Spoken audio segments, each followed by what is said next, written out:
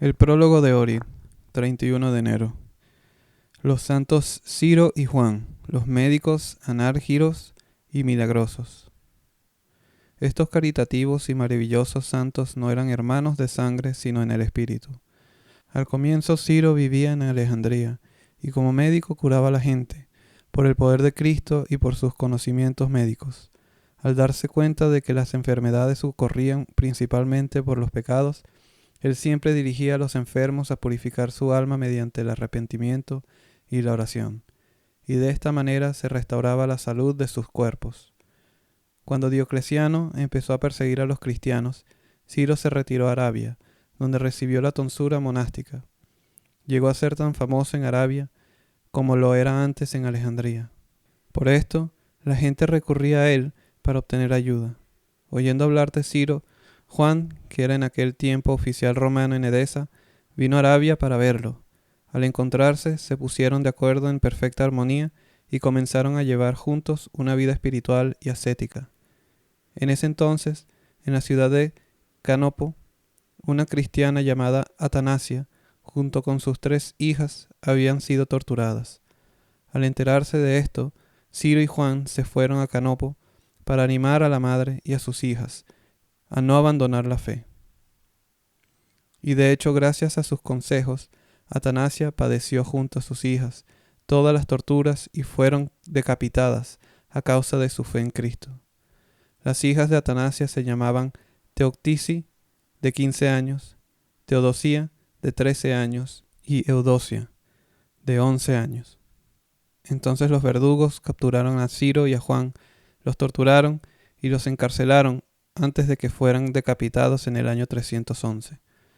Innumerables milagros ocurrieron a través de estos santos mártires, tanto durante sus vidas como después de sus muertes.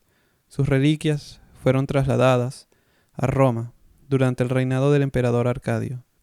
Estos santos son invocados durante el oficio de bendición de las aguas, el oficio del santo óleo y particularmente por aquellos que sufren del insomnio.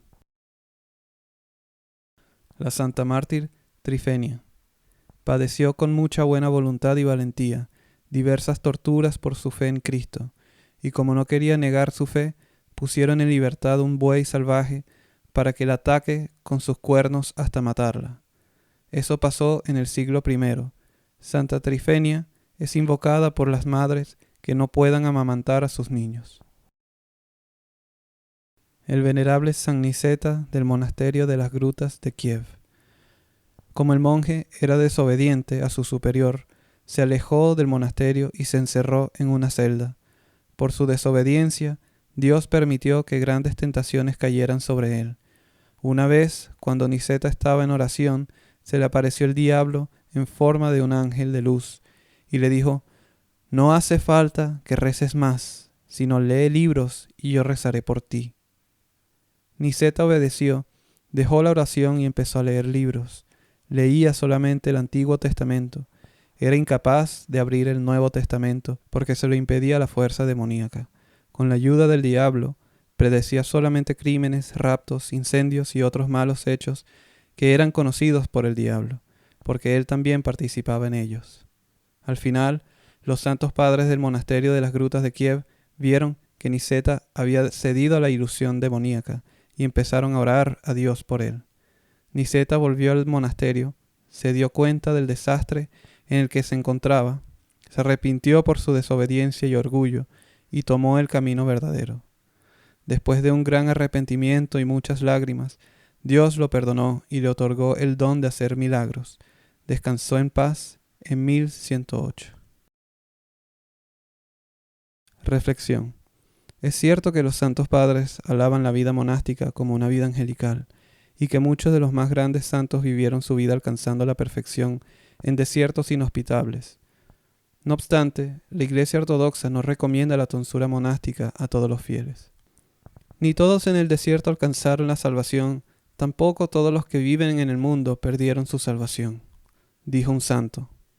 A un habitante de la ciudad que quiso ir al monasterio sin una inclinación a la vida monástica, le dijo San Nifon: «Hijo mío, el lugar no salva ni destruye al hombre, sino son los hechos que lo salvan o lo destruyen.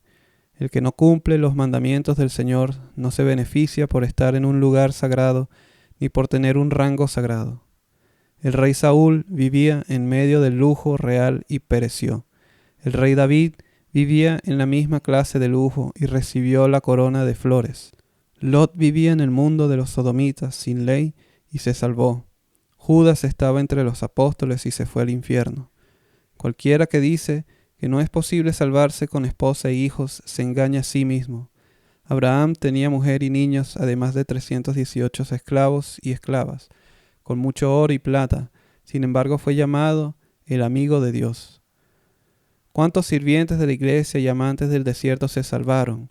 ¿Cuántos aristócratas y soldados? ¿Cuántos artesanos y campesinos? Sé piadoso y amante de los hombres, y te salvarás. Contemplación. Contemplar al Señor Jesucristo como el anfitrión en su hogar. 1. Cómo Él camina por este mundo como aquel que tiene autoridad, dominando la naturaleza y expulsando a los demonios. 2. Cómo Él trabaja diligentemente con cada uno con los que se encuentra, tal como el anfitrión con la gente de su propia casa. 3. Cómo Él se comporta en el templo como el dueño en su hogar, limpiando el templo de los comerciantes. Sermón contra la mediocridad y sobre el cumplimiento de todas las leyes de Dios. Esto es lo que debían haber practicado sin descuidar lo otro. Lucas 11:42. En este texto se hace referencia a la ley y a la misericordia. En el alma de los fariseos y de los sectarios no hay lugar para ambas cosas. Es decir, ellos no pueden cumplir las prescripciones de la ley sin tener misericordia, sino que argumentan sobre qué es más importante de estas dos cosas. Dejan a una mientras cumplen con la otra. Los fariseos cumplían rigurosamente los principios de la ley, pero abandonaban completamente la misericordia y el amor al prójimo. Los sectarios, pues, se halagaban a sí mismos por cumplir la justicia de Dios, pero abandonaban completamente las prescripciones de las leyes de la Iglesia. La ortodoxia representa la plenitud de la fe. Ella manda que se haga una cosa sin dejar de hacer la otra. La Iglesia es cautelosa en cuanto a las prescripciones externas de la fe, como un hombre que camina entre vasijas de barro y se cuida para no romperlas. Sin embargo, la Iglesia es aún más cuidadosa con la justicia y la misericordia de Dios, como el hombre que caminando entre las vasijas de barro las valora y las protege, no por el valor del barro con el que fueron hechas, sino por el contenido precioso que se encuentra en ellas. Los recipientes vacíos, que nunca se llenan de ninguna bebida, son tan inútiles como los vacíos formalismos legales de los fariseos. Sin embargo, la bebida que se vierte en el viento se disipa y se pierde, porque no ha sido vertida en los recipientes destinados para ello. Así en la ortodoxia no hay unilateralidad, como tampoco lo había en nuestro Señor Jesucristo. El Señor habla a San Juan Bautista, en quien abunda la justicia y la misericordia de Dios, sobre el cumplimiento de la ley, mientras que los fariseos legalistas vacíos, sin justicia ni misericordia de Dios, les decía: la misericordia quiero y no sacrificios. Oseas 6:6. Evidentemente, es más importante hacer lo que es realmente necesario, pero esto no significa que lo que es menos importante es innecesario. En el organismo humano hay muchos órganos importantes y hay otros menos importantes, pero todos juntos forman el cuerpo del hombre. Oh Señor, que abarcas todo, no permitas que seamos unilaterales, sino que ayúdanos a cumplir tu voluntad. A ti se debe la gloria y el agradecimiento por los siglos de los siglos. Amén.